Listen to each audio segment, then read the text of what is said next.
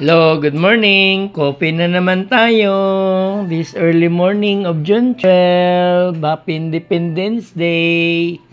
And with our most favorite coffee ever, the Nescafe Classic Stick. Ito, paborito ko talaga itong Nescafe Stick kasi ang sarap.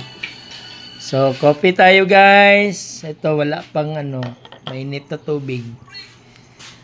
Stick pa lang ang nakuha natin guys. So, kuha tayo na mainit na tubig. Sa maninag-vlog, di man kompleto.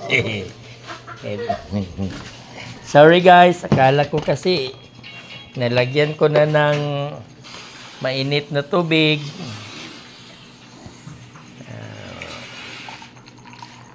Ready na ang ating Nescafe Coffee Stick sa early in this morning sa ating coffee session. Hey. Well, of course, shout out sa ating Nescafe Classic from Nestle Philippines Incorporated. Thank you. And good morning again.